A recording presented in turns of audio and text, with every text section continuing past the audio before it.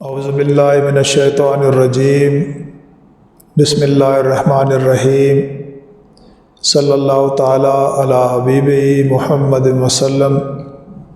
بسم اللہ الرحمن الرحیم۔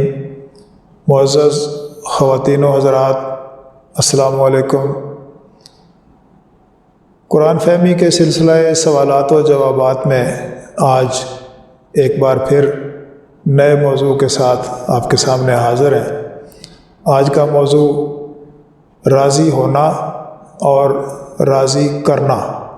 بظاہر یہ دونوں الفاظ ایک جیسے لگتے ہیں، لیکن راضی ہونے میں اور راضی کرنے میں فرق یہ ہے کہ مجھے میرے بزرگوں نے فرمایا تھا کہ راضی ہونا اپنے بس کی بات ہوتی ہے اور راضی کرنے کے میں دوسرے بندے کی راضی ہونے کی بات ہوتی ہے۔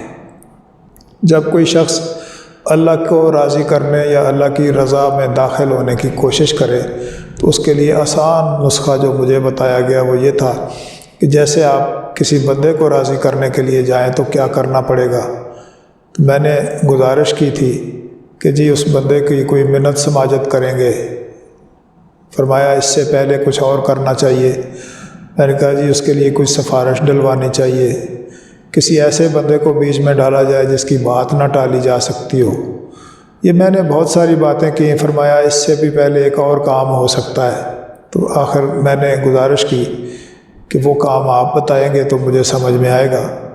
تو فرمایا کسی کو راضی کرنے سے پہلے سب سے پہلا کام یہ ہوتا ہے کہ اس سے راضی ہوا جائے۔ جب تک آپ راضی نہیں ہوتے آپ کسی کو راضی کر ہی نہیں سکتے۔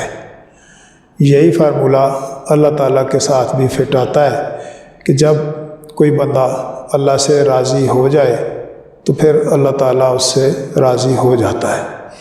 تو میں نے عرض کیا جی میں تو اللہ سے راضی ہوں، میں نے تو اس میں تو کوئی شک نہیں ہے، تو پھر مجھ سے اللہ تعالیٰ راضی کیوں نہیں ہے؟ تو کہا آپ جب دعا مانگتے ہیں تو کیا کرتے ہیں؟ میں نے کہا جی دعا میں تو یہی ریکویسٹ ہوتی ہے میرا یہ کام کر دو، مجھے یوں کر دو۔ تو کہنے لگے یہ پھر راضی نہ ہونے والی بات ہوئی۔ آپ راضی ہوتے ہیں تو آپ کو مانگنے کی ضرورت کیا تھی؟ اللہ نے جس حال میں رکھا ہوا ہے کیا غلط رکھا ہوا ہے؟ مجھے احساس ہوا کہ ایک لیول پہ جا کے یہ جو دعائیں مانگنا ہے یہ تو شکایت بن جاتی ہے۔ تو اس لفظ کو سمجھاتے ہوئے انہوں نے فرمایا تھا کہ فقر کی دنیا میں ایک لفظ استعمال ہوتا ہے راضی برضا ہونا۔ اب راضی برضا ہونا اس لیے ضروری ہے کہ بندے کے اندر سے شکایت نکل جائے، شکوہ ختم ہو جائے۔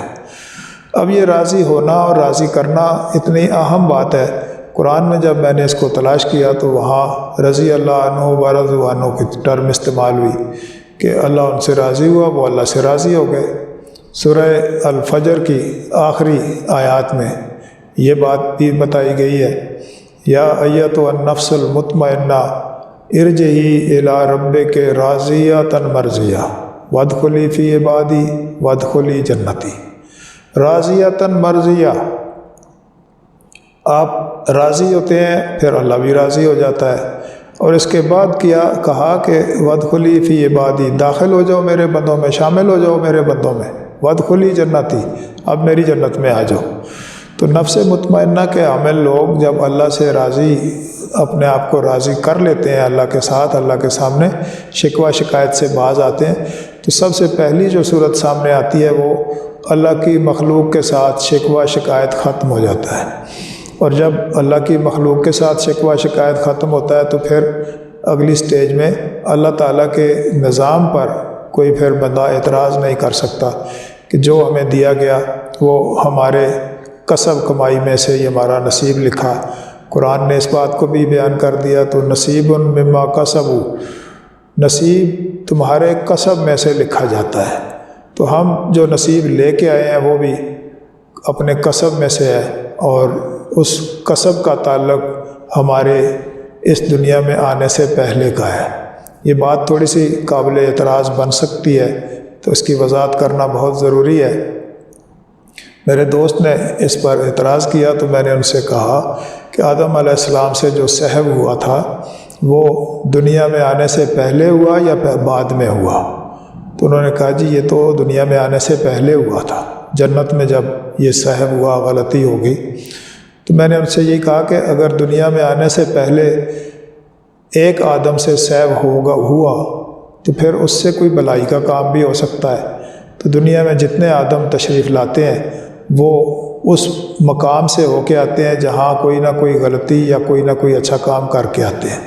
تو یہاں دنیا میں جو ہمارا سٹیٹس مقرر کیا جاتا ہے وہ سینس پریویس میں سے ہوتا ہے، نصیب مما کسبوا۔ اگر ہم اس بات کو یوں سمجھیں کہ ہم اپنے یہاں کے کسب ٹھیک کر لیں تو اگلی زندگی میں، نیکسٹ لائف میں، جہاں ہمیں مرنے کے بعد پھر اٹھایا جانا ہے، وہاں ہمارا جو نصیب ہوگا وہ اچھا لکھا جائے گا۔ بنیادی بات کی طرف واپس آتے ہیں، راضی ہونا پہلے ہے اور کرنا بعد میں ہے۔ اللہ سے جو راضی ہو جائے اللہ اس سے راضی ہو جاتا ہے، رضی اللہ عنہ و رضوا عنہ۔ تو اب یہ ایک طرفہ کام نہیں ہے۔ جب بندہ راضی برضا پہ یہ جان لیتا ہے کہ میرا نصیب، میرا سسٹم، اللہ نے مجھ پر کوئی ظلم زیادتی نہیں کی، قرآن کے مطابق بھی متعدد دفعہ فرمایا اللہ کسی پر ظلم نہیں کرتا، لوگ اپنے آپ پر خود ظلم کرتے ہیں۔ تو ہمارا اپنا ہی کیا دھرا جب ہمارے سامنے آتا ہے نصیب کی شکل میں تو ہم اس پہ واویلا کرتے ہیں۔ لہٰذا اگر نصیب میں کوئی کمی بیشی کمی رہ گئی تو اس کا اچھا آسان طریقہ اللہ کے سامنے جھک کے گڑ گڑا کے اپنے معافی مانگنے کا ہے۔ اور اس بات کو قرآن کے الفاظ میں کہیں تو آدم علیہ السلام کا دنیا میں آ کے جو معافی تلافی کے لیے جو دعائیہ کلمہ تھا وہ یہ تھا، ربنا ظلمنا انفسنا وَإِن لَّمْ تَغْفِرْ لَنَا وَتَرْحَمْنَا لَنَكُونَنَّ مِنَ الْخَاسِرِينَ۔